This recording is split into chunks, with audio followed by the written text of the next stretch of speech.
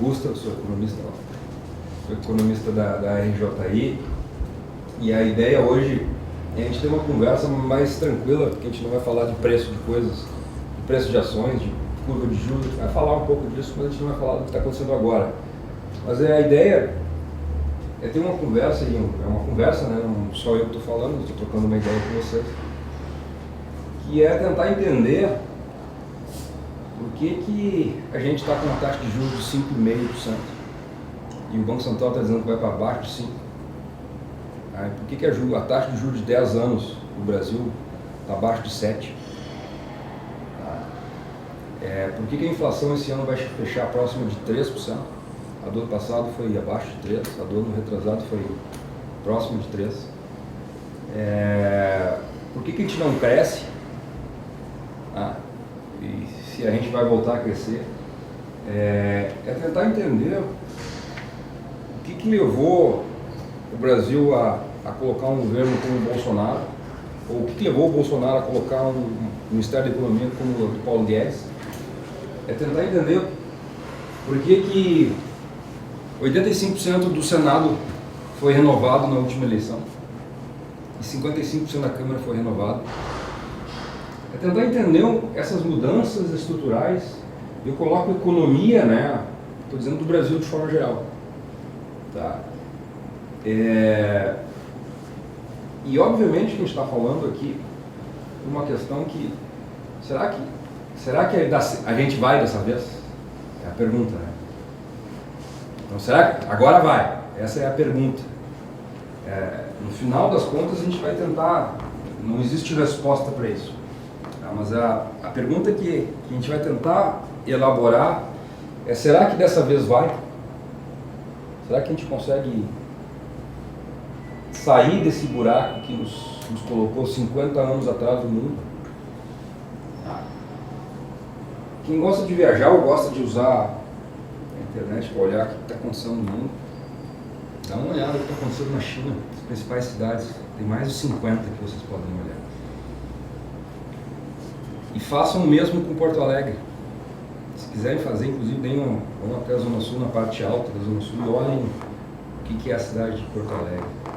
Ou quando descerem no voo, deem uma olhada no que é a cidade de Porto Alegre. Tá? Pensa em imaginar qual é a idade média dos prédios que vocês estão vendo. A gente está achando bem legal, né? A Toyota está trazendo para o Brasil agora os carros híbridos. Vai ser o Corolla, já tá aí a RAV4, e eu acho que toda a linha dela vai ser híbrida. 50% dos carros vendidos na China são elétricos, não são híbridos. São elétricos. A gente acha legal que a CCR assumiu aqui a Freeway, né? Agora a gente vai ter 3 pistas para ir. São 100 quilômetros que a gente tem. Na China são mais de 100 mil quilômetros. 4, 5, 6 pistas. Você pega de Guangzhou até Pequim, são 4 pistas de cada lado. Mas tem aquela questão das cidades fantasmas na China, a gente vai falar um pouquinho sobre isso também. Para entender onde é que o Brasil está nesse mundo, né? Mas a gente está muito atrás. Eu tive sorte de fazer a consultoria até o ano passado, né? O governo do estado lançou um projeto que é o zoneamento econômico, era uma obrigação legal, é o zonear economicamente o estado do Rio Grande do Sul. Então teve um projeto financiado pelo Banco Mundial e administrado pela SEMA, Secretaria do Meio Ambiente, que dizia lá que era o zoneamento econômico e ecológico do Rio Grande do Sul, econômico e ecológico. Aí a gente conseguiu fazer o primeiro E, que era o econômico. E aí a gente constatou alguns absurdos, né? O saneamento básico no Rio Grande do Sul é cerca de 52% das pessoas têm saneamento.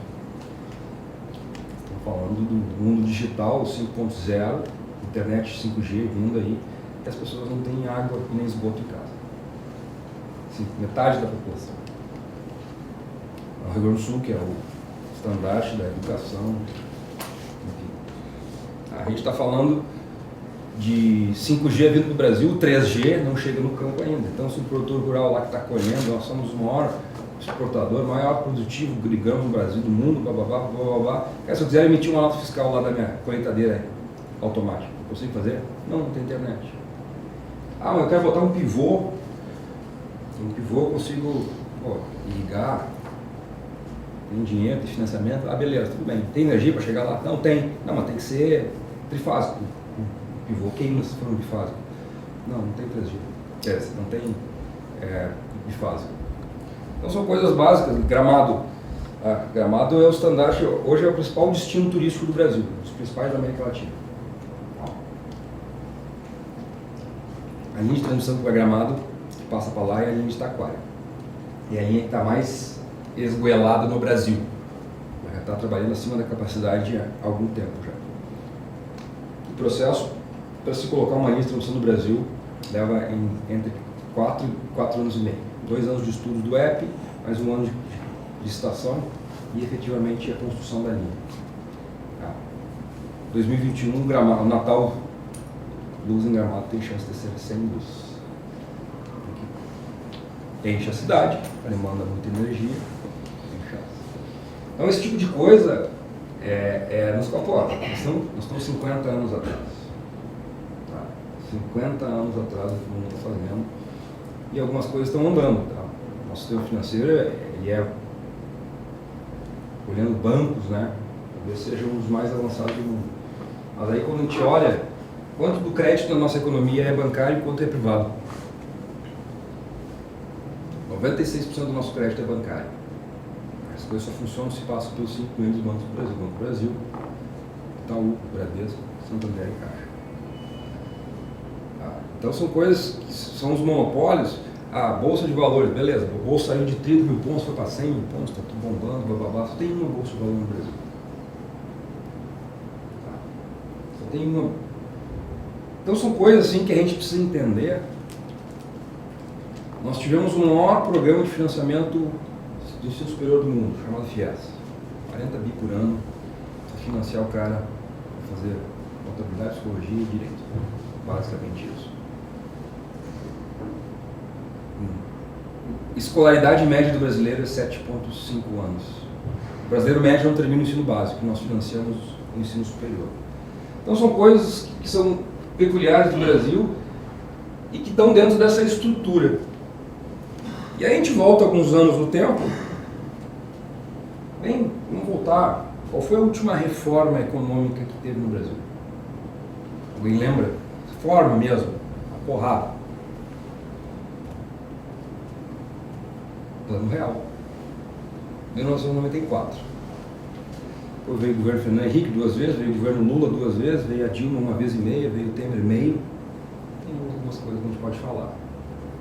A gente começou a perceber que o Brasil estava na mão de um partido de centro, de esquerda, centro-esquerda, dá para dizer, que é o PSDB e o PT, que, de certa forma, ficaram 20 e poucos anos no governo, e nos tiraram esses 30, 40 anos que nós estamos atrasados. Eles nos atrasaram mais para trás do que a gente efetivamente faz. Porque a última grande reforma que se teve no Brasil foi o Plano Real.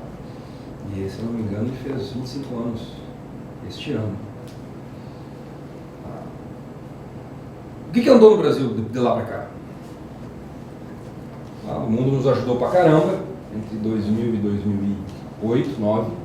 China explodiu, né? Nos levou junto, comprando petróleo, comprando minério, comprando soja. O mundo foi junto, a gente aproveitou pra caramba, parecia que a gente ia dar certo, mas era vinha de fora. Aí quando o mundo parou de crescer, ou parou de ajudar, com a crise nos Estados Unidos, o que aconteceu? A gente resolveu inventar a roda novamente, era uma nova matriz econômica. Nos colocou toda aquela maluquice da Dilma, metade do primeiro governo dela para o segundo governo. Em 2014 nosso PIB foi 0, 2015 caiu 13,5, 2016 caiu 13,5, 2017 foi 0, foi 0,8, 2018 foi 0,8, faz 6 anos que a gente não cresce nada, esse ano vai ser 0,8. 0,8 é a taxa de crescimento da população no Brasil, tá? Então, efetivamente é nada, é 0. E o pior é que quando a gente volta lá para 2010, 2011, a expectativa é que o Brasil crescesse 4% ao ano pelos próximos 100 anos. Tá, então, em 2011, quem pega, passa uma brincadeira, eu gosto de fazer essa brincadeira, entra lá no Sistema de Expectativas do Banco Central, que é uma das melhores do mundo. O Banco Central fez um sistema de colhe expectativas de agentes econômicos, bancos, consultorias, universidades. Todo mundo tem que fazer um processo seletivo para botar o seu número lá. Ninguém diz, então ele faz uma mediana, diz o padrão, vamos lá, entra em 2011, quanto que era a expectativa de crescimento do Brasil para os próximos anos, lá em 2011? Se eu encontrar 4, de 4 a 4,5%. Vamos supor que lá em 2011 a gente estava certo que a gente ia crescer 4%. Aí chegou em 2014 e cresceu 0. A gente deixou 4 pontos na pedra, né, de crescimento. Chegou 2015, a gente cresceu menos 3. Vamos arredondar. Deixamos 7 na pedra. Mais 4, 11. Né? Chegou 2016 e a gente caiu mais 3. Deixou mais 7 na pedra. Com os 11 dá 18. Chegou 2017 foi 1. A gente deixou mais 3. Com os 18 dá 21. Chegou em 2018 foi 1. A gente deixou mais 3. Com 21 dá 24. Esse ano vai ser 1. Mais 3 dos 24 dá 27. 27%. Sabe quanto é que é o PIB do Brasil o ano? Quanto é que gira de dinheiro dentro dessa economia? Alguém tem alguma ideia? Hugo, me ajuda. 7 trilhões. Quanto é que é 25% de 7 trilhões?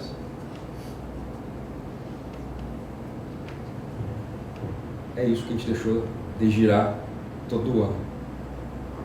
Então, doutorado, é mais ou menos isso. Tu deixou de espetar as pessoas com a agulhinha lá para dar anestesia. Tá entendendo? E as que eu fiz, eu cada vez ganhei menos. Tá entendendo? É mais ou menos isso. Trabalha com anestesia. Então, é um pouco disso para todos os negócios. Então, quem tinha colocado na planilha para construir um shopping achando que fosse vender tanto, está vendendo pelo menos 25%, na média 25% menos. Em volume, tá? Não estou falando em grana, estou falando em volume, estou falando em número real. Tá, isso é para todo mundo. O cara que comprou o caminhão achando que fosse viajar 100 vezes ao ano, ele está viajando 75. Tá? E aí entra em greve o caminhoneiro, o cara não tem dinheiro para pagar.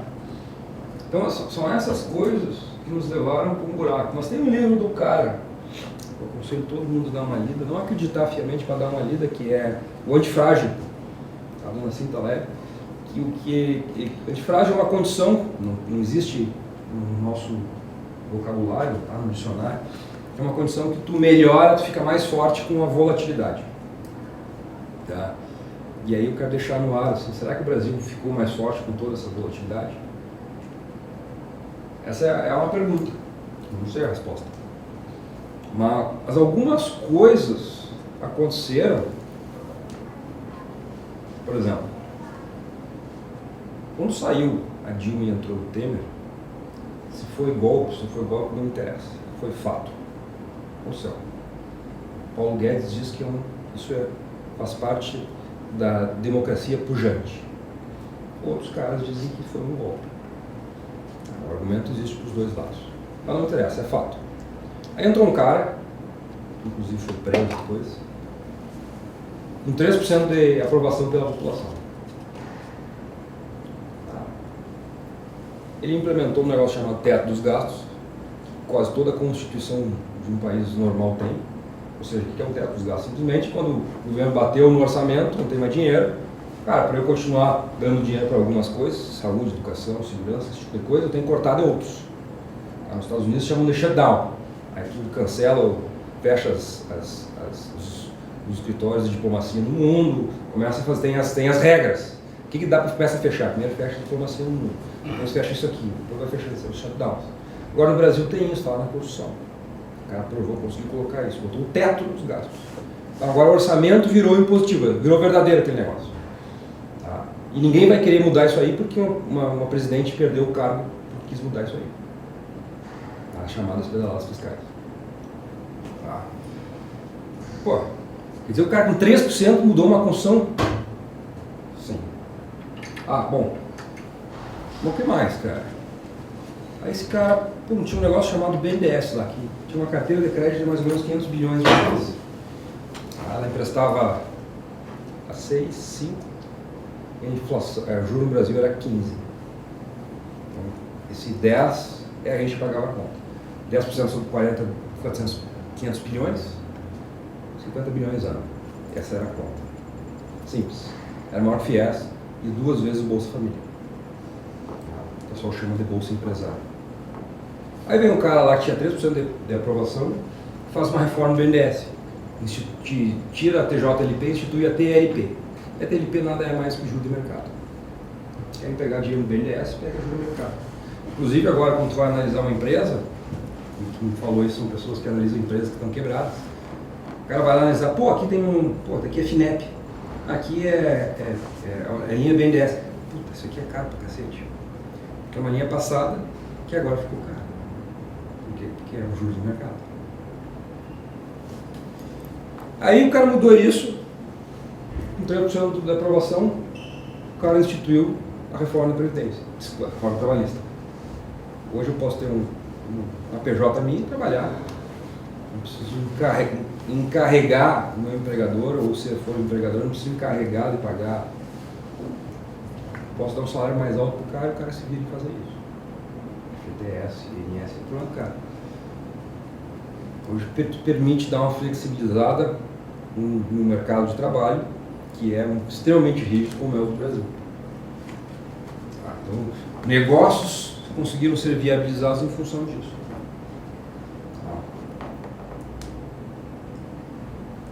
Um governo com 3% de taxa de aprovação. A reforma da Previdência ia sair, só que aí teve um maluco que se descobriu que é mais maluco ainda, que disse que ia para o STF, para o principal tribunal da República, armado, querendo matar um juiz. E era o Procurador-Geral da República. E esse cara vazou um áudio, conhecido como Joesley Day, tá? Com o então presidente, com 3% da aprovação, fazendo maracutaia lá com o então presidente da JBS. O Joesley Day, conhecido no mercado, o circuit break na bolsa, juros, aquele dia. O cara só não aprovou a reforma da Previdência por causa disso. Mas ainda bem, porque a reforma da Previdência que ele tinha colocado era uma projeção de menos da metade do que foi aprovada ontem no Senado. Em termos de economia, de rigidez de gastos. Rigidez com os gastos. E aí, pô, será que alguma coisa mudou, cara? Aí vem as eleições, primeiro turno. Esquece o executivo, vou falar com o legislativo. Vocês lembram do fundão? Quantos bilhões foram para... Não tem mais dinheiro privado para a eleição, né? Vamos botar um fundão. Lembra de quanto que era? Quanto é que era? 1,7 bi? 1,8 bi. Cara, todo mundo vai se reeleger. Ah, tem uma televisão. Tem uma televisão, é conforme a bancada. Quem tem mais deputado, ganha mais, tem uma televisão. Todo mundo vai se reeleger. Não tem renovação no Congresso, não vai acontecer esse negócio. A Dilma ficou em 4º lugar em Minas. O país só entrou aqui porque tiveram 2. A renovação, quantos caciques saíram no Senado? Só não saiu um, que ontem fez um discurso contra a reforma da Previdência. A Renan Calheiros. Todos os outros saíram. Todos os caras saíram. 85% da renovação no Senado. 55% da renovação na Câmara. O recado foi, mas saiu o cara, mas entrou outro igual. Estou fazendo juízo sobre isso. Estou dizendo que o que ficou para o cara que entrou é que se ele não fizer aquilo que ele foi mandatado, ele vai rodar de novo nos próximos 4 anos. Essa chance que não existia anteriormente começou a existir agora. E de repente tu quebrou com aquele ciclo PT, PSDB, PT, PSDB, PT, PSDB, PT, PSDB que nos levou para o buraco. Sei lá se a alternativa se a alternativa ela é uma alternativa positiva ou negativa. O que interessa é que o cara teve a clarividência de pelo menos colocar o Ministério da Economia uma visão de mercado, uma visão liberal, uma visão de que a gente efetivamente está 40 anos atrasado. Bom, entrou o primeiro governo, puta, bagunça total, ninguém sabe o que vai acontecer, não tem articulação política, não tem dinheiro para deputado, não tem dinheiro para senador, não tem dinheiro para as bancadas, não tem nada. Não vai aprovar povo, desculpa, não vai aprovar nada, fala a presidência não vai sair, esse negócio, pum, saiu. Ah, porque não sei o que, se não for menos que R$1 trilhão, não vai adiantar, vai sair por 900 bilhões. Ah, ontem saiu o Senado, agora o mercado está caindo 2,5%, por quê? E diminuiu. Ah, não é mais 930, agora é 850. Porque ninguém se deu conta que não é os 10 próximos anos que importam. É os 30 próximos anos. E aí a brincadeira, para mim, Paulo Guedes é o cara esperto. Ele só disse assim, ó, quero economizar R$1 trilhão em 10 anos. Mas ele nunca falou quanto é que é a conta dele em 20. Eu fiz a conta. É entre 4 e 5 trilhões. Como está agora. Tá? Porque esse negócio começa a valer daqui a 6, 7 anos. Então ele está pegando a conta de 3 anos só. Tá? Em 20, eu chego em mais do que 4 trilhões de economia. Que é o tamanho da nossa dívida.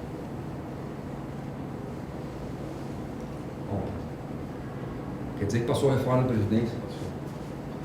Quer dizer que PL do saneamento está andando, Quer dizer que as concessões, sim.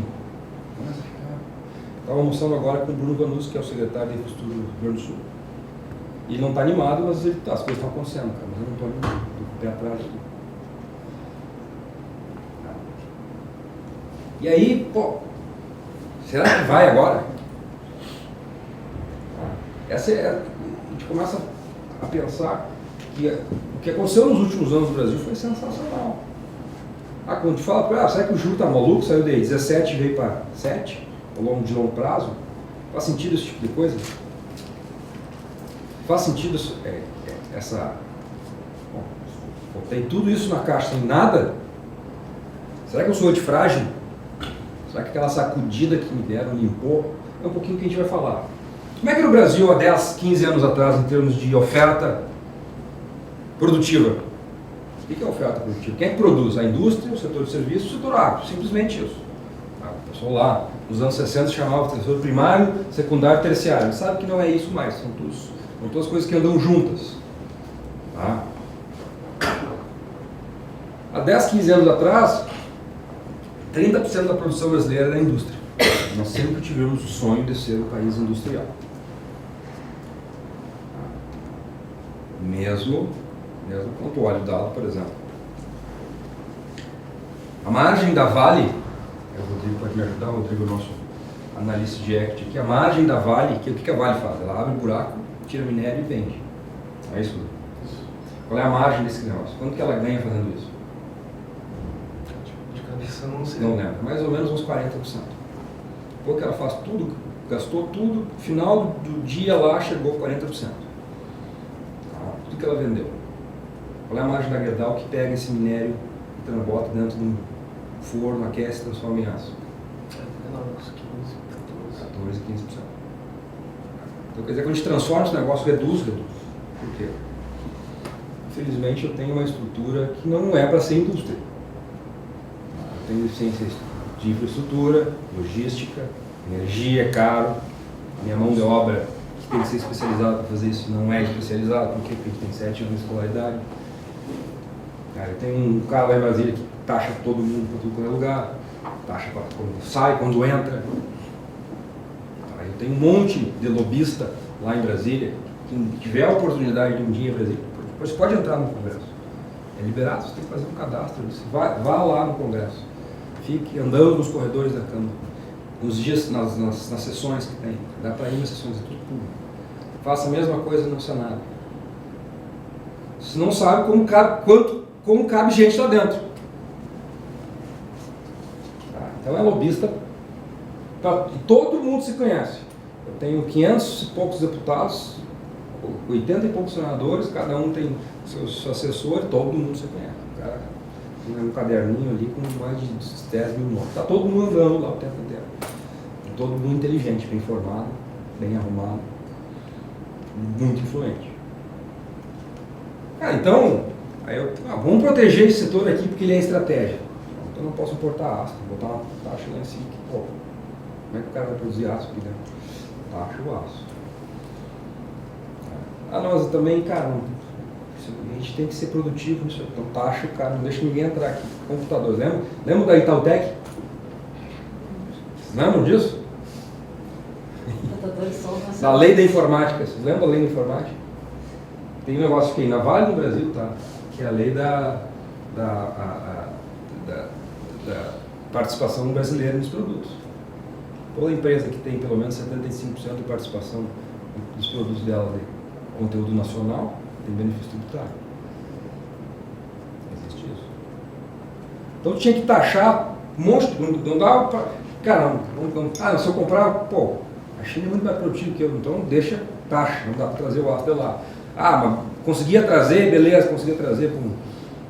Tinha um carinho com o bonezinho da Gerdau no Porto, pô, o pessoal da Receita está chegando um carregamento de aço ali da China. Quem sabe vocês façam uma vistoria lá e fica 3 meses preso aqui, até tu ver todo o lingote, é aquele mesmo, medir, pesar, amostragem, 3 meses não viu, o cara não quer mais pedir já tem comprado outro carro. E essa indústria no Brasil, de tanto que se fez esse lobby, que o lobby implodiu.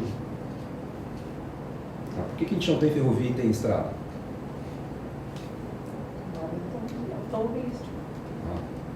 Não, porque a gente tem que trazer as produtoras de veículo, caminhão, dessas aí os caras fazem freio, fazem suplemento, blá blá blá blá. Não dá pra ter. Então, e esse cara, na crise, ele foi tão improdutivo do ponto de vista de fazer a coisa, e foi tão produtivo do ponto de vista financeiro, que a indústria no Brasil era um negócio financeiro. No teu operacional, buraco. Interessa.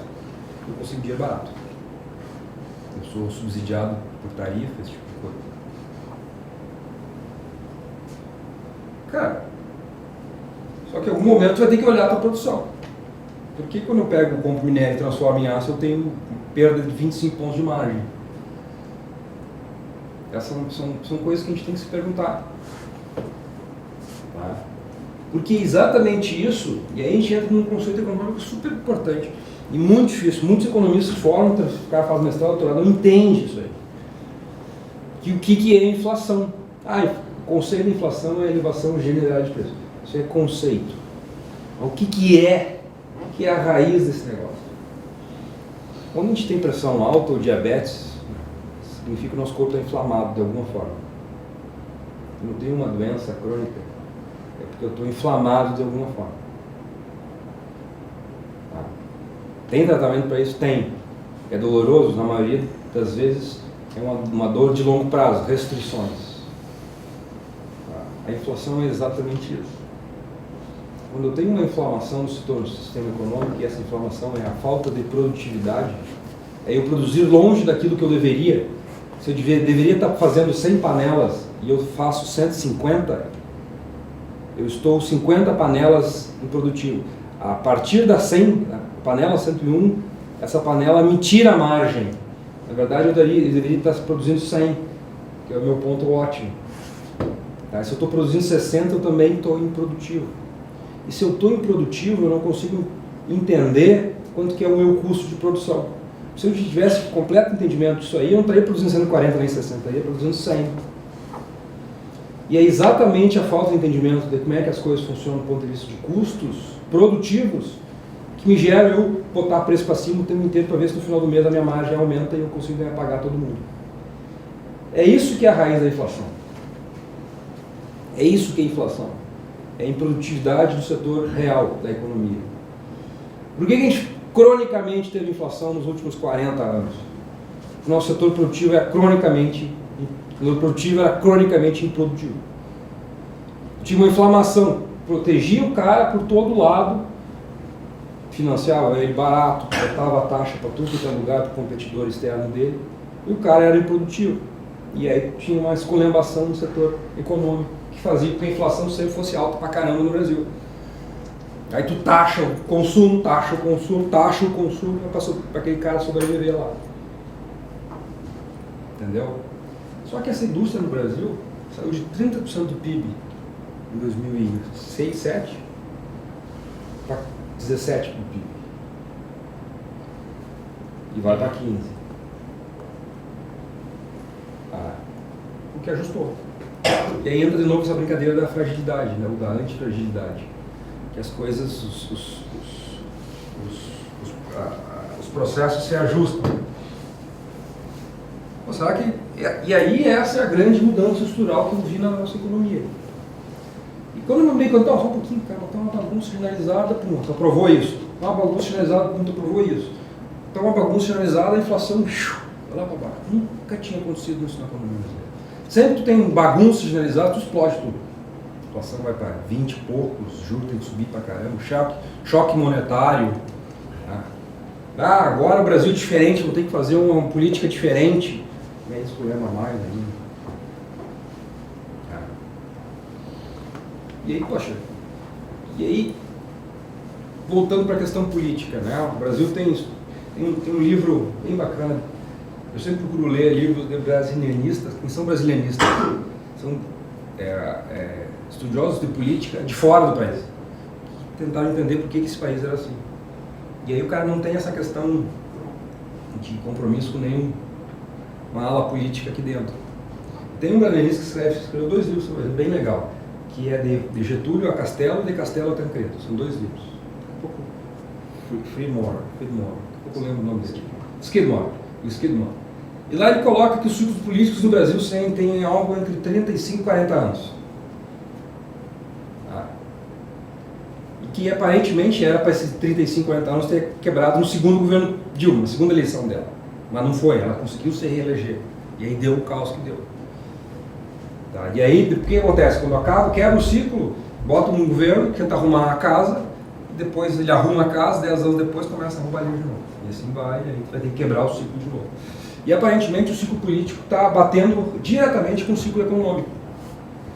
E a cara disso aí é a eleição de 2018. Que botou uma pulga atrás da orelha, vou ter que fazer esse negócio funcionar, vou ter que fazer a economia andar, senão não vou me reeleger agora em 2022. E tem um cara que aparentemente caiu no executivo e teve a inteligência de colocar um cara que vende essa ideia, que é o Paulo Guedes. Que a gente tem chance de sair desse buraco se a gente fizer algumas coisas. Paulo Guedes é um cara que sempre foi conhecido por nunca ter sucesso nos seus empreendimentos. E aparentemente ele se deu conta disso. Porque ele pegou e ficou lá em cima. Cara, eu sou o ministro da Economia, mas quem toca o dia a dia são esses caras. Porque sempre que ele tocou o dia a dia, em todo o empreendimento que ele colocou, ele quebrou. Ou foi mal sucedido. Quando ele pegou e distribuiu, que ele faz muito bem, ele ganhou muito dinheiro, botou muita coisa perto. Então, aparentemente, e o que eu quero dizer com essa brincadeira que eu estou falando aqui, já vai fazer mais de meia hora.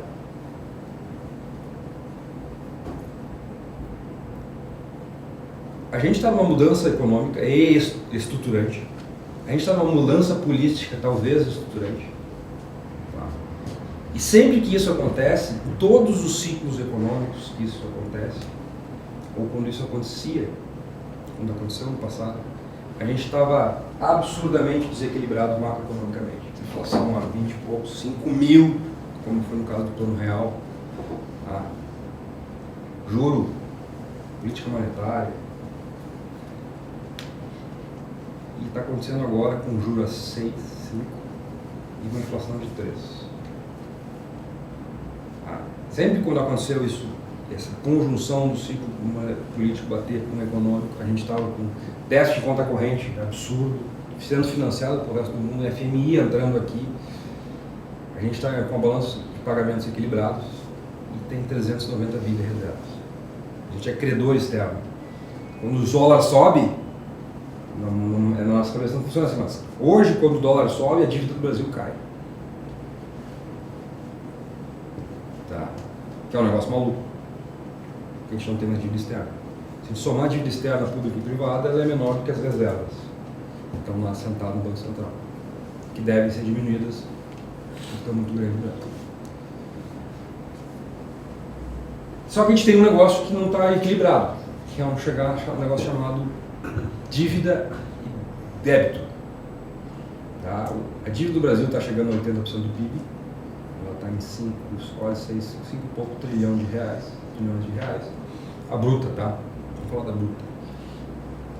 E o déficit, desculpa, é mais ou menos primário, sem o juro, é mais ou menos 140 bi ano.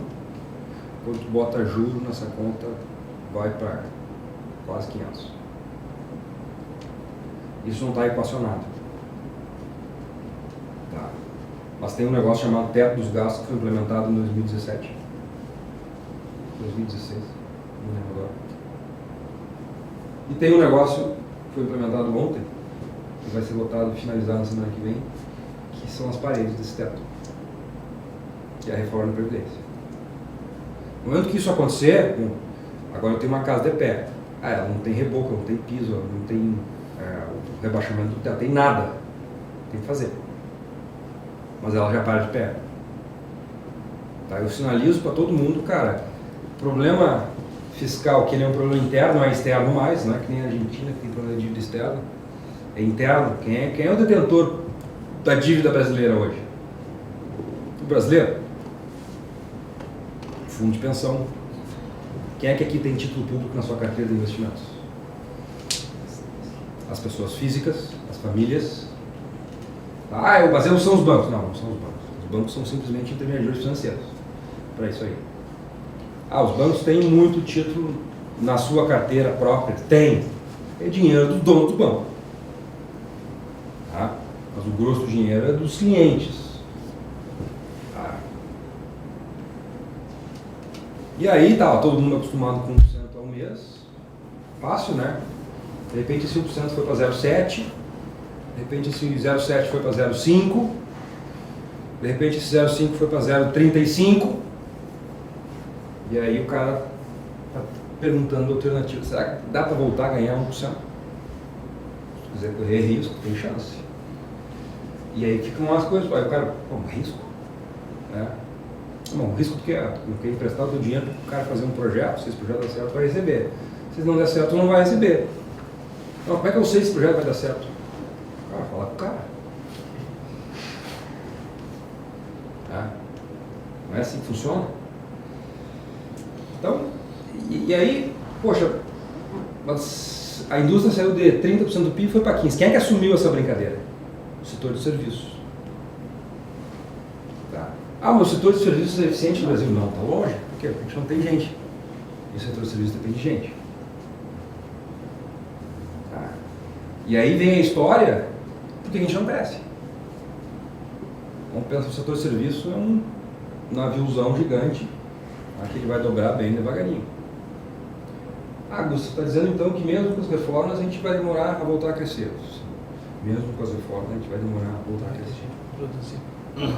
Tem saída para esse negócio? Tem bastante saída para esse negócio. A primeira dela que está escancarada, cara, é só sair na rua aqui e ver. Olha para cima, tem um monte de fio cruzando por tudo quanto é lado, feio pra caramba. Todo lugar do Brasil. Então, chove. Eu moro em Osório, todos os dias eu venho para Porto Alegre, até hoje eu estou esperando o rebaixamento da Ceará ali, que não tem bomba agora, né? Então quando chove enche d'água, tá? Eu não consigo entrar por ali, eu tenho que fazer aquele retorninho, 10 minutos da minha vida, todos os dias, somando isso aí já deu vários dias. Tá? É infraestrutura. Dessa vez vai então, Gustavo. Não sei, matar na cara do gol. A questão da estrutura, vários outros estados também estão dependentes disso, né? E aí, quando tu olha do ente federal, do ente estadual e do ente municipal, o federal é o que está menos quebrado. Aí tu entra no ente estadual, talvez seja o que esteja mais quebrado, porque a situação fiscal dos municípios é difícil de entender, porque não existe informação para isso. Mas os entes estaduais são os que estão mais quebrados. Cara, e aí tu olha esse cara assim, o que o nosso governador está fazendo? Está desesperado, tá botando tudo que tem na pedra. Botou Sulgás, botou SE, tentou botar um pedaço do Banrisul, não conseguiu, agora vai ter que colocar talvez todo o Banrisul, está querendo fazer o IPO da nossa companhia de saneamento, que é a Corsã. Todos os caras estão desesperados para resolver o problema. Até a reforma da Previdência fazer o efeito para eles, tem uma geração. Tem 15, 17 anos aí. Então até lá eu tenho que sobreviver.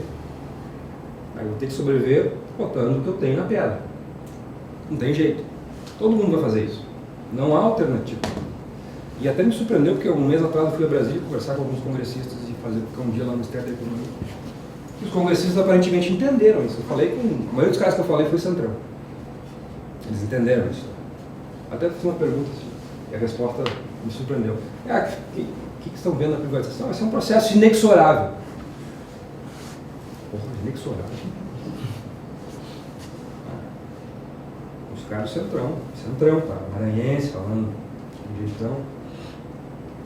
Apadrinhado do senador Sarney, ex-senador Sarney, ex-presidente da República.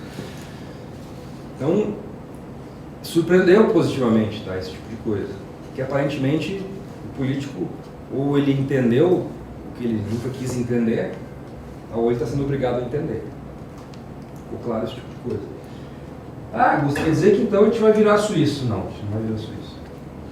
Mas tem algumas coisas que chamam a atenção nesse processo de mudança estrutural. O primeiro deles, o crédito no Brasil é extremamente bancário. É quase que exclusivamente bancário. Nenhum lugar do mundo é assim. A maioria dos lugares do mundo é mais bancário do que privado. Mas no Brasil é quase que exclusivamente bancário. Isso para mim não faz sentido, até porque a gente tem um sistema financeiro bem avançado. Quem quiser apostar nisso aí, eu acho uma bela aposta. Tá? A gente tem 96% do nosso crédito bancário. Estamos falando aí de uma carteira que é 55% do PIB. Estamos falando de uma carteira de 4 trilhões de reais. Só 4% disso é privado. Debênture, nota promissória, FDIC. Tá? O resto é bancário. Algum instrumento bancário, CDB, algum instrumento bancário específico. Conta garantida, crédito ao consumidor, veículo, esse tipo de coisa. Crédito rural passa para o banco. Cara, se a gente sair de 96 para 90, se diminuir 6 pontos percentuais, 6 pontos percentuais sobre 4 trilhões, quanto é que é? Estamos falando aí de 300 bilhões de reais. Esse é um mercado que dá para explorar. É um negócio que faz sentido da maneira como as coisas estão evoluindo hoje. Tá? Tem coisas que para mim também não fazem sentido. É a quantidade de dinheiro que tem no mercado de capitais em as empresas abertas. Tá? Rodrigo, me ajuda? Quanto que é o dinheiro hoje sobre o total de fundos, quanto é que tem em ações? 11,6%. 11% do mercado de fundos de investimento no Brasil é em ações. Isso não faz sentido, isso aí tem que ir para 30%. Não faz o mínimo sentido. Financiar. O que é uma empresa abre capital? Para se financiar. O cara vai lá e faz um IPO porque o valuation é de R$1 bilhão, eu vou lá e deixo ao público 600 milhões de reais em ações. O cara vende isso, fica com 400 milhões de equity, vende 600 milhões, fica com controle, e esses 600 milhões que ele pega, o que ele faz? Coloca dentro do empreendimento, vai investir. Isso é uma forma de financiamento que não é bancária, é privada. É isso, é assim que funciona. Se o meu negócio está dando certo, ou eu tenho um puta projeto que vai dar certo, é assim que funciona em qualquer lugar do mundo. Infelizmente no Brasil é muito caro, porque quem faz isso aí são os bancos. Então o FII de um banco num processo da IPO é 5, 6% do IPO. Somando todos os custos de advogado, blá, blá, vai dar 11%. É isso aí, né? Me ajuda essa conta. É isso aí? Por aí. Então um cara que vai abrir uma empresa de 1 bi, já deixa 110 milhões aí para o advogado, para o banco, para a CVM, para o governo, imposto. Tá? É muito caro. Qualquer outro mercado do mundo tem um monte de bolsa para abrir que é algo mais barato. preciso ter só a B3 ali. Não preciso ganhar, legal, ganhei um martelinho da B3. Bom, é o caro esse martelinho. São coisas que para mim não faz sentido, que eu acho que vale a pena dar uma olhada com mais cuidado. Aí, da mesma questão, hoje eu tenho no Brasil, quantas empresas abertas eu tenho na Bolsa? Que a gente compra eles são umas 400 e poucos. 400 e poucos. Quantas dessas tem liquidez? Menos de 200. Menos de 200 ativos que eu tenho liquidez, eu posso comprar e vender. O mercado secundário é importantíssimo para que esse negócio funcione, em qualquer mercado. Trocar isso aí, cara, tem um investidor que tem uma paciência menor do que o outro, tem um investidor que está precisando de mais dinheiro do que o outro, então o cara precisa de liquidez para fazer esse negócio funcionar. Tá? Eu vi uma oportunidade melhor do que essa que eu estou, então eu quero entrar e sair e entrar. Então liquidez no mercado secundário é essencial. E o nosso mercado de crédito privado, que existe, que é desse tamanho, não tem no mercado secundário. Os bancos vão ter. Então assim, cara, para te colocar um banco no Brasil até uns 2 semanas atrás, tu tinha que ter autorização do presidente. O presidente da República tinha que assinar. Para ser sócio de um banco no Brasil de forma expressiva, o presidente da República tinha que assinar. Para você colocar um banco no Brasil cara, colocar uma gestora já é um inferno, uma corretora é o segundo inferno, um banco, esquece. Então é proibitivo a entrada, a barreira à entrada é absurda. A barreira à entrada é absurda. Então a regulação do Banco Central é absurda. Então é muito difícil fazer quebrar esse tipo de coisa, mas eu acho que, por exemplo, começou já, tu tem agora as leis das fintechs, a fintech pode emprestar, ela pode emprestar com dinheiro de terceiros, ela pode emprestar com dinheiro próprio, isso já está mudando. Acompanhe isso, tem lá no site do Banco Central. Entre no site do Banco Central e olham lá. Como é que é o nome disso aí? Não sei o que mais, como é o nome?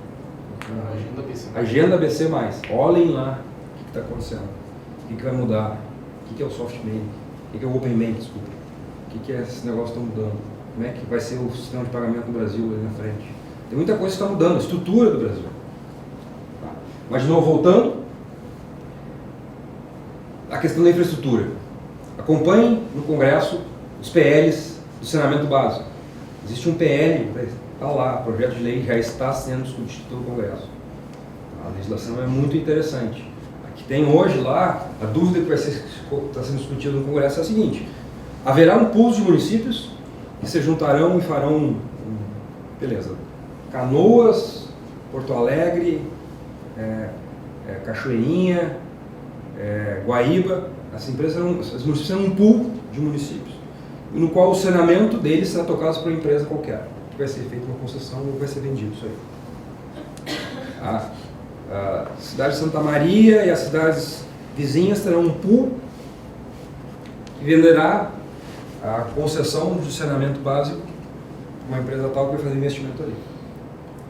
Ou a segunda alternativa haverão, por exemplo, vai pegar todas essas grandes empresas de saneamento estaduais e elas serão as concessionárias aos municípios. Então elas serão uma subconcessão para esses pools de municípios. Então essa é a dúvida da discussão que está lá. Mas é a maior necessidade de investimento do Brasil no momento. Tá. Questão de concessão de rodovias. Está falando agora com o secretário de Infraestrutura. Vou botar tudo a venda. As estaduais. É um negócio chamado, como é que Tarso colocou uma empresa rio-grandense? Empresa Rio-Grande, empresa gaúcha de rodovias. Uma coisa que já existe. E assim mesmo para todo mundo. A gente pode já dar dinheiro. A Prefeitura de Porto Alegre vendeu a iluminação pública por 20 anos por 2 bilhões de reais. Só trocar o LED, essa lâmpada que tem todas aqui, vão ser trocadas por LED. Vai ser colocado onde não tem. Só isso valeu 2 bilhões de reais por 20 anos. Imagina que tem por baixo, que tem de fio. Tá? Setor de energia, né? Nós estamos falando. Hoje o Brasil não tem um grande problema de geração, mas a geração que a gente tem é cara. Tá? Hoje a base da geração ainda é hidráulica. Tá? Então a gente precisa de água onde estão as bacias.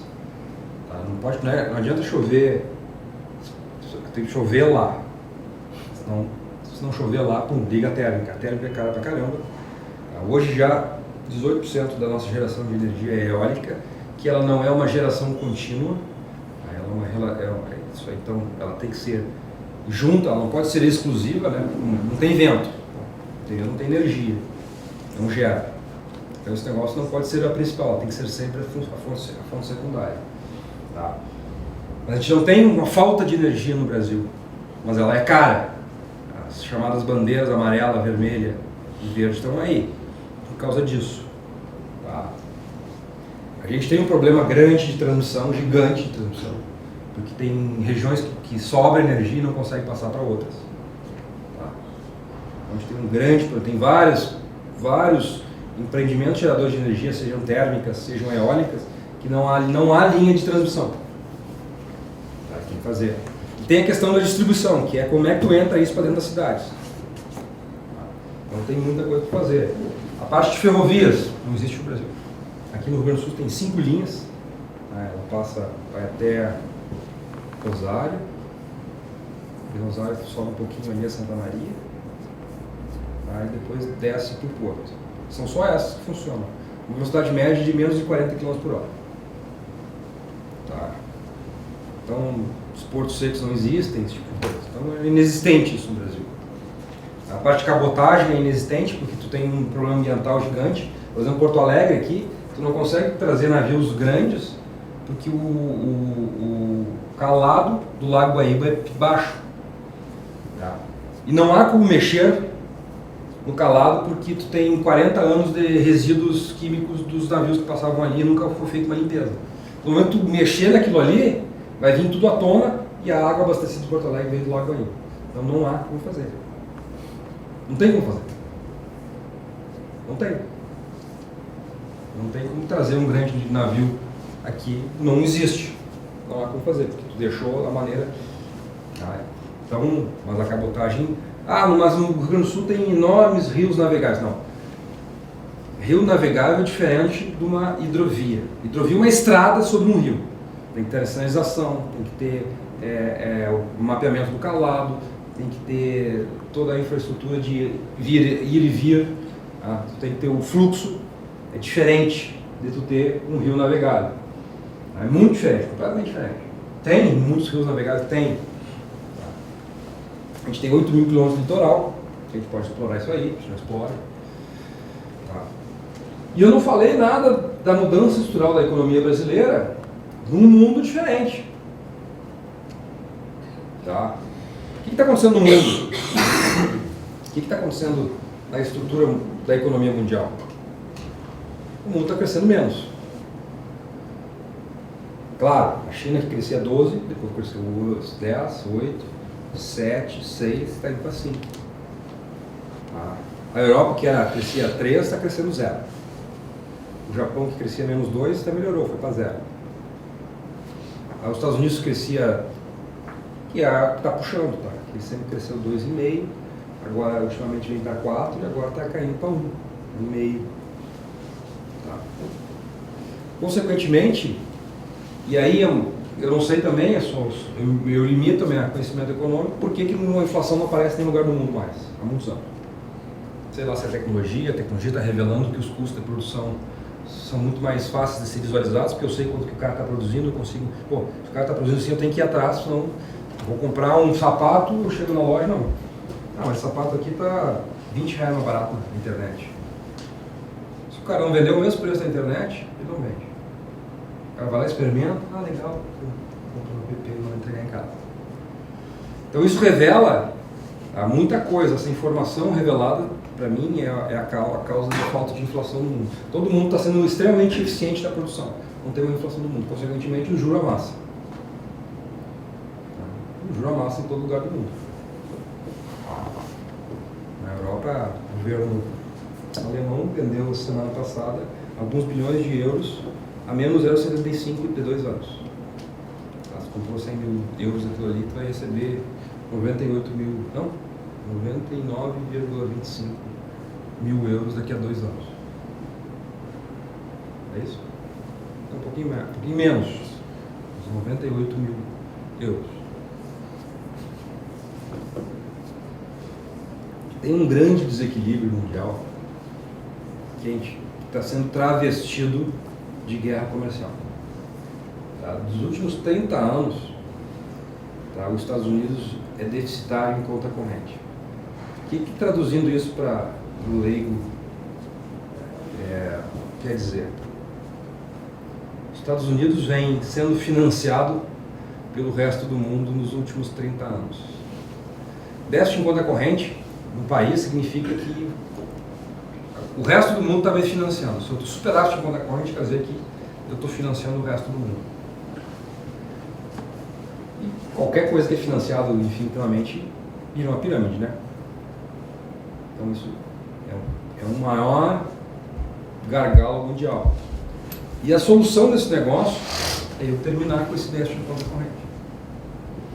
Aí quando tu abre o déficit em conta corrente dos Estados Unidos, tem ali 0% de déficit financeiro e 99% de déficit comercial. Então, o problema do déficit em conta corrente dos Estados Unidos é comercial. É aquilo que os economistas chamam de saving glut. Os Estados Unidos está engolindo a poupança do mundo. Em quê? Em produtos para casa e brinquedos, em móveis e eletrodomésticos, principalmente eletrodomésticos e eletrônicos, tá? Em automóveis, veículos de transporte. O que mais? É isso aí. Isso é mais ou menos 900 bilhões de dólares ano, sendo que 450, metade dessa conta é chinesa. O que o Mr. Trump está tentando fazer de forma atabalhoada é tentar diminuir isso taxando os produtos chineses. Ele poderia dizer, que eu não sei se é isso efetivamente que ele pensa, tá, que ele está fazendo para o bem maior do mundo. Tá, talvez não precisaria ser taxado esse tipo de coisa. Tá. O que ele está querendo dizer, na verdade, para o consumidor americano, cara, você tem que parar de comprar. Ele não quer dizer, obviamente, isso. Porque senão esse negócio não vai dar certo. A guerra comercial do Trump é exatamente isso, só que ele não pode dizer isso para ninguém. Se disser isso, não se elege na próxima eleição. Você tem que dizer, cara, não tem como a gente absorver tanta coisa e produzir quase nada. O que os Estados Unidos é superavitário? É em agrícolas. Inclusive a guerra comercial está trazendo problema para isso. Tá? E basicamente nisso. Tá? Em transferência de tecnologia. Mas aí é mais serviço e pouca coisa. Tá? Então esse é o principal problema mundial, o saving glut. Eu tenho que... E para mim, ao longo dos próximos 15 anos, se resolve. Por quê? Porque o chinês vai tomar esse lugar. E essa é o que o chinês está fazendo? Cara, primeiro, eu transformei uma economia rural em indústria. E eu sou bom fazendo isso. Eu trouxe todo mundo do campo para a cidade. Tá? Agora eu estou dando educação para esse cara. Só que eu não tenho um negócio ainda que é... Esse cara tem salário, tem emprego, tem renda, mas ele não tem de alocar. Porque não tem sistema financeiro para isso.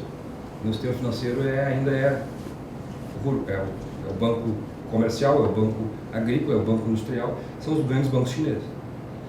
Então eu estou fazendo um processo de ganho de eficiência no sistema financeiro. Como é que eu faço isso? Primeiro eu tenho que limpar todos os bancos regionais, bancos municipais, tem que tirar toda a roubalheira que foi feita nos últimos 5 anos. Agora nos próximos 5 anos tu vai introduzir um sistema financeiro mais eficiente, trazendo o estrangeiro, e depois nos outros 5 anos para frente tu vai criar produto de alocação, tá? Por intermediário financeiro. Tá? Por que tem bolha imobiliária na China? Por que tem bolha de ações na China? Porque são os únicos produtos que eu tenho para poupar.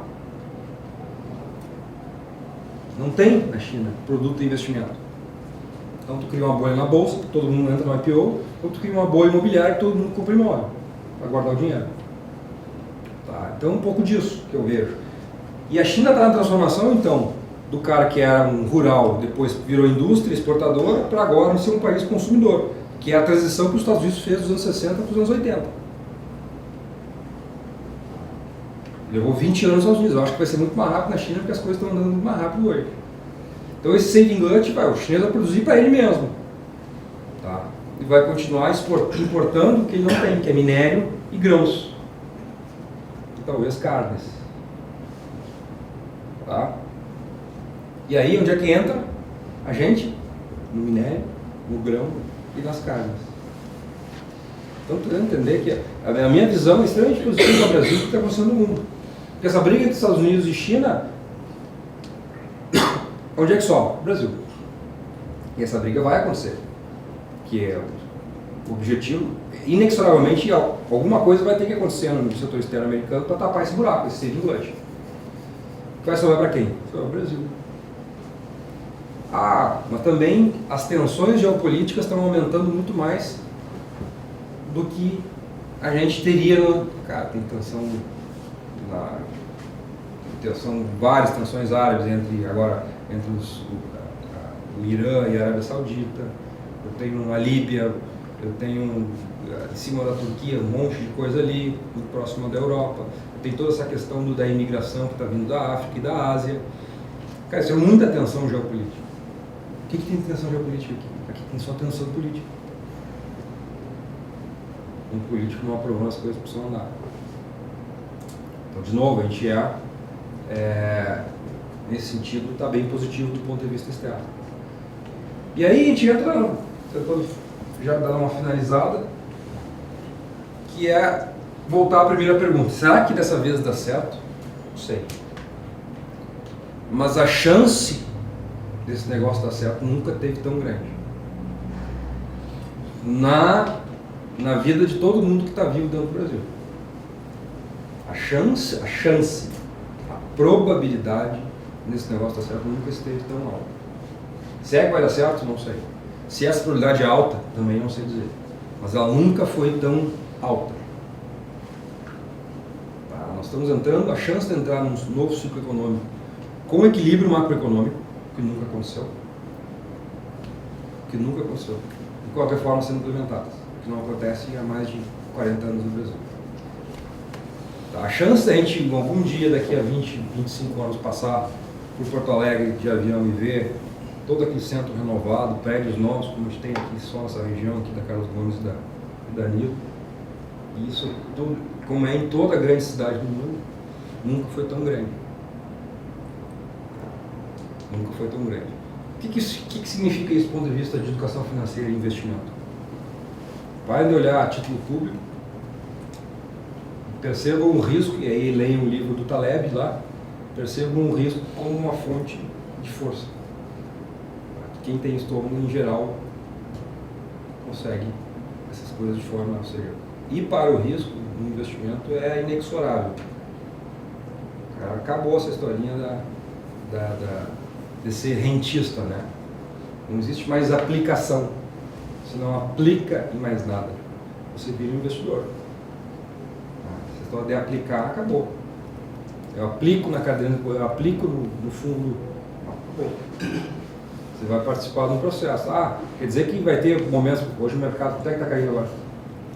2,60. A bolsa está caindo 2,60 hoje.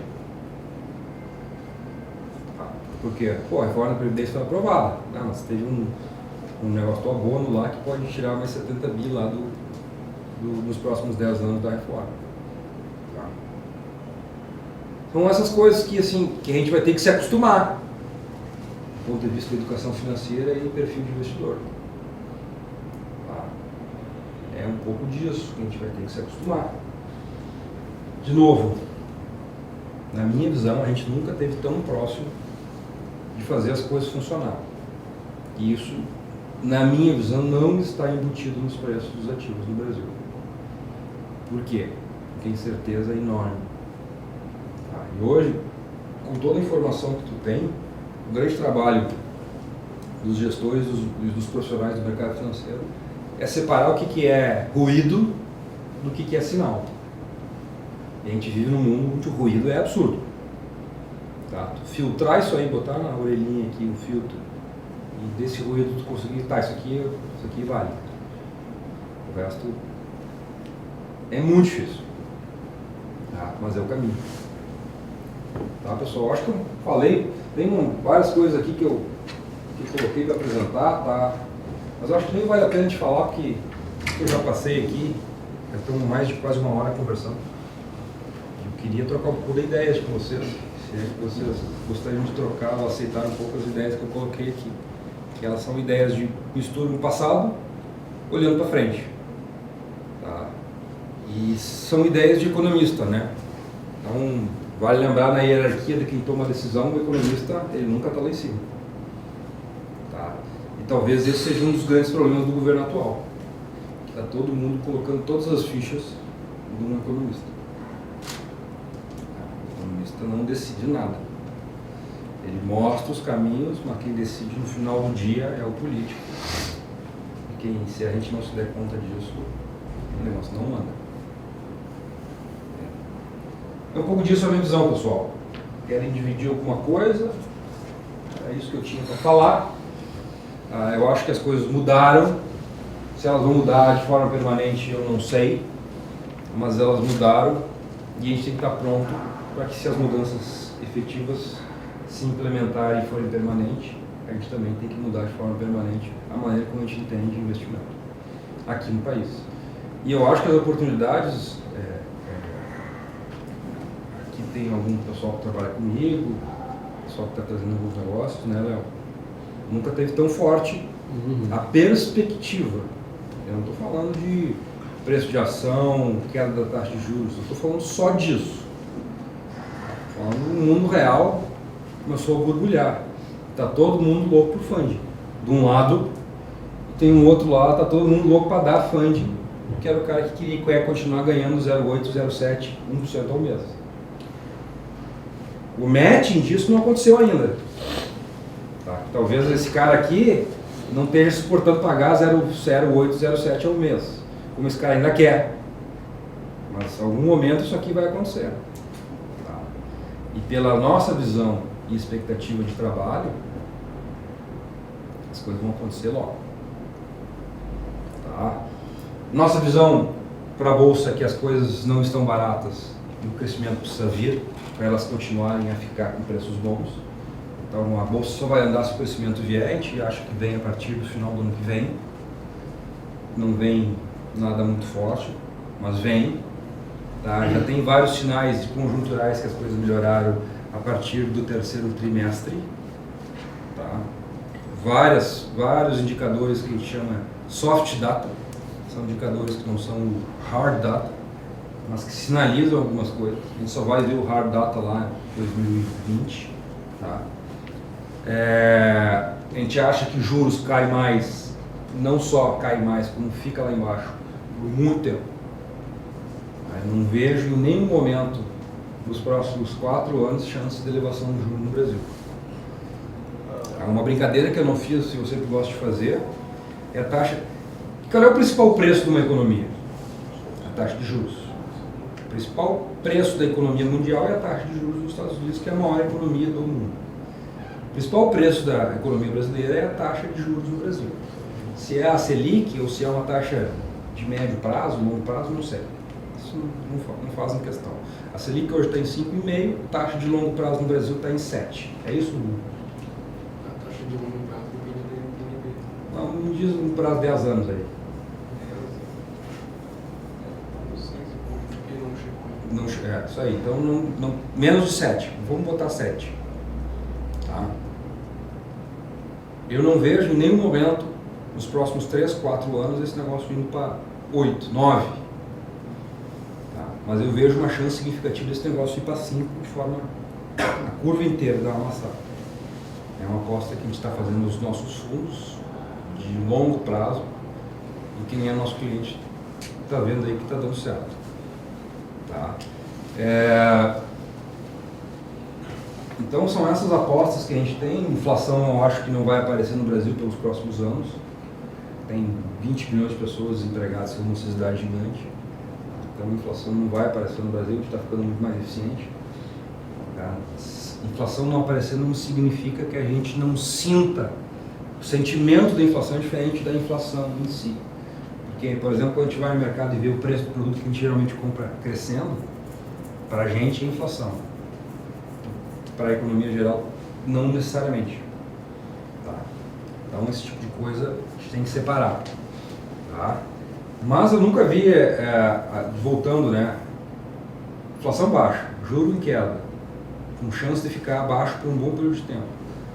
Economia macroeconômica, equilíbrio macroeconômico, reformas andando. Está na cara que as coisas vão melhorar. Está na cara. Tá? A grande questão é que existe uma incerteza pela própria cara de vocês. Todo mundo será? E todo mundo está assim. Tá? Isso quer dizer que vai ter dias que a bolsa vai cair 3%. Por causa dessa incerteza. Tá? E se a gente for aí voltando ao livrinho do Taleb lá de frágil, a gente tem que aproveitar esse momento. Tá? É um pouco disso que eu penso. Mas é um pouco disso que eu queria falar, pessoal.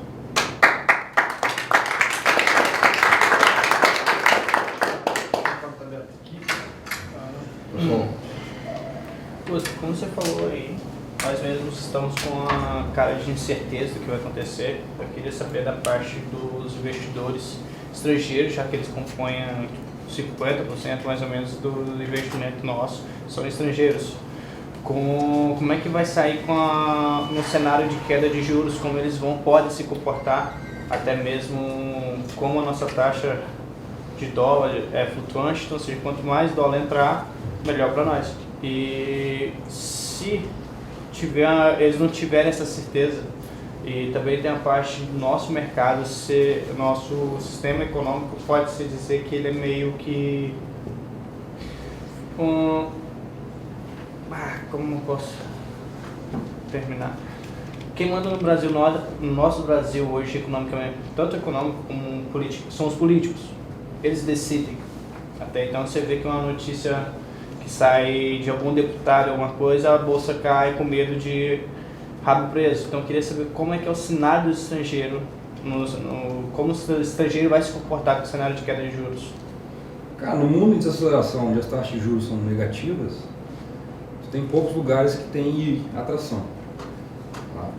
Obviamente, quanto mais atração, é a historinha aquela. Liquidez, risco e retorno, ela vale. Né? Quanto mais líquido, menos retorno. Quanto mais risco, mais retorno. Então é uma piramidezinha bem simples. Cara, o estrangeiro está esperando as reformas fiscais andarem, tá? Para ele saber, cara, esse dólar vai explodir, se a reforma progressista não andar, vai explodir, explodiria, ia para 5, 6, 7. Esse cara não está vendo isso agora, está esperando. O contato que a gente tem lá de fora, o dinheiro está vindo, tá? O cara só está esperando. Já tem proposta, já analisou preço, já analisou yield, já fez hedge, já sabe como faz. O cara está vindo. Eu digo para uma equipe aqui, vamos vender dólar? Ninguém quer vender. Mas esse negócio vai para baixo. Não tem como. Tá? Mas o diferencial de juros agora no Brasil é muito menor que a nossa taxa caindo. Mostra estatisticamente alguma relação estatística que existe entre o juro lá fora, o juro aqui dentro e o câmbio. Se vai mostrar, tudo bem. Eu nunca achei. Faz uns 15 anos que eu procuro. Então, quando eu vejo, por exemplo, teve uma entrevista no Valor com um grande gestor de fundos multimercados ontem. O cara falou exatamente isso. O cara é um bambambam do mercado. Esse cara, ou ele está mentindo para alguém, que para mim é a chance maior, tá? Para justificar que o fundo dele está subindo menos que o CDI esse ano. Tá? Ou ele nunca fez conta. E ele é um bambambam simplesmente vazio. Um pouco disso que eu penso. Tá, o investidor está esperando tu botar a parede de pé. Botar a parede de pé e vem aqui, bota o reboquinho, pinta, faz o rebaixamento de gesso, traz o móvel. Tá? Talvez não seja uma casa europeia, mas uma casa americana, mais simples, mais reta. Mas é isso que vai acontecer. Tá. Onde é que está a informação do Estado? A gente tem uma dificuldade muito grande de informação desse país. Não dá mais para ler nem estudar ninguém. Não. A gente fica assim, ó, dá nojo de ouvir comentário, dá nojo de ler jornal, dá nojo de buscar informação. Não sei como é que tu não tem dito o valor, eu vejo só fim de semana. Mas Tá bem difícil, hein? Como economista, há muitos anos, tá? Eu nunca leio nenhum sobre dados econômicos o que alguém escreve. Eu sempre vou na fonte. Eu sempre vou lá nos dados que o IBGE divulga, eu vou lá nos dados que o Banco Central divulga, eu vou lá nos dados da FGV, eu vejo a metodologia, eu entendo como é que esse negócio funciona. Eu faço análise, aí depois Mas tu é economista. Nesse caso, sim. E hoje, muito menos, porque aparentemente tudo tem um viés e um desejo. Você escreve um texto com um objetivo. E o objetivo não é informar, é que você leve essa pessoa que está lendo para algum lado ou para o outro. Tá? Então, assim, está muito difícil você filtrar isso aí. As mídias sociais ajudam um pouco. Então, por exemplo, tu lá tu quer saber o que o deputado tal está fazendo. Vai lá e linka no Twitter dele. E lê o que ele está dizendo. Tá? O Ministério da Infraestrutura está fazendo. Vai lá, coloca no Twitter, eu pelo menos tenho feito isso, coloco o que o Twitter do Ministério da Infraestrutura está fazendo. Aí o cara vai mostrar. Eu procuro fazer isso. Saiu a PL do saneamento. Está disponível, entra lá no Senado e PL do saneamento. Não aparece ali. Dá para ler. Não é nada difícil de entender. É uma leitura mais jurídica, mas dá para entender. Quais são os principais pontos? Tem muita coisa chata ali que é formal da lei. Mas um pouco de paciência a gente vai entendendo e pegando esse tipo de coisa. Tá? É um pouco disso, porque hoje você lê a opinião de jornalista, está todo mundo muito machucado. E aí talvez essa é a grande dificuldade de eu vejo o Bolsonaro como um cara que poderia levar isso adiante, porque ele é o embate o tempo inteiro. Ele está sempre embatendo, tá? Ele não desvia de praticamente nada, ele sempre bate. E isso gera muita dificuldade de leitura do que pode acontecer no momento em que ele bater, por exemplo, num cara como o Moro ou bater num cara como o Paulo Guedes. Tá? Então, e aí entra também a alternativa. Será que o cara está fazendo isso? O cara foi eleito presidente da República. Não é um babaca. No Brasil, não caiu no colo dele, tá? Esse tipo de coisa. E aí entra a dúvida, será que esse cara não está chamando a atenção toda para ele, deixando todo o resto andar? Que aparentemente está andando. Tem essa dúvida, sabe? Que ela, o cara não pode falar uma bobagem tão grande dessa. O cara vai lá e fala. Sabe?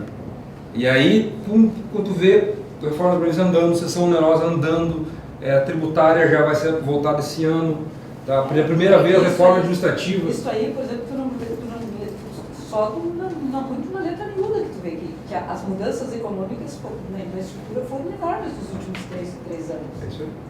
E ninguém fala nisso, ninguém toca nisso. Ninguém toca nisso. Então, assim, vocês viram que eu falei quase mais de uma hora que eu toquei no nome do Bolsonaro agora. Que eu acho que as coisas estão mudando do ponto de vista estrutural. Não é a conjuntura. Ele está lá porque as coisas mudaram do ponto de vista estrutural. Tá? Quando tu perguntou do político, cara, o político daqui a 2 anos e meio, 3 anos tem eleição de novo. E esse cara está preocupado com isso. Se não tiver crescimento econômico, vai rodar todo mundo. Enfim, é um pouco disso. Mas eles ainda continuam mandando de certa forma, né? Infelizmente, hoje o presidente pode-se dizer que é uma mera figura. Eu estive em Brasília e eu fiquei 1h40 tentando falar com o Maia, que é na porta do gabinete dele. O gabinete dele, presidente da Câmara, é uma esquina. Então, tem um corredor aqui e tem um corredor daqui. Tinha mais ou menos uns 30 metros de fila aqui e mais uns 30 metros de fila aqui. Tá? Eu tinha audiência com ele, só que na minha frente entrou alguns índios, de calção Adidas, camisa Nike e Cocar. Tá? Uns 7 índios eu contei. Eu tinha visto eles quando eu entrei no Congresso, estavam todos lá de fora, ali fumando cigarrinho, tomando suco. Cara, saiu a Marina Silva, o Rubens Recupero e mais uns 3 ou 4 ex-ministros do meio ambiente. Saíram do gabinete dele neste momento. Entrou todo o PSOL, todos os deputados do PSOL entraram. Tá? e a gente não conseguiu audiência. Então, claro que o Maia hoje é um dos caras mais poderosos do país. Claríssimo. Então, assim, e ele tem jogado um jogo difícil, mas tem vencido. Por exemplo, que o Alcolumbre não conseguiu fazer ontem de segurar a votação dos destaques, ele fez muito bem na Câmara. Tá? Que era muito mais difícil. Quando o negócio começava a descambar, o governo se desequilibrava, pessoal, vamos fazer uma pausa, todo mundo tomar um cafezinho, voltando daqui a 2 horas. O Alcolumbre não teve essa habilidade de fazer isso ontem, o governo estava desarticulado, exatamente, conseguiram colocar. É esse tipo de coisa. Então, assim, se ele é um cara do bem ou do mal, não sei, mas ele está ajudando. Tá? O que ele está ganhando com isso? Uma vice-presidência lá em 2022, o resultado do Rio de Janeiro de 2022, não sei. Tá? Não sei. Isso eu não sei. Pessoal, acho que nós já estamos muito adiantado a hora, né? Eu agradeço o tempo de vocês. Obrigado. Lembrando que você tem uma parceria com a Bolsa, com a B3, para a educação financeira. A gente não pode falar dos nossos produtos financeiros, porque não é um evento da RJI. Mas se vocês quiserem conhecer com a gente, entre em contato aqui com os nossos comerciais. Tá? Já fiquem à vontade disso aí. Tchau, tchau. Obrigado.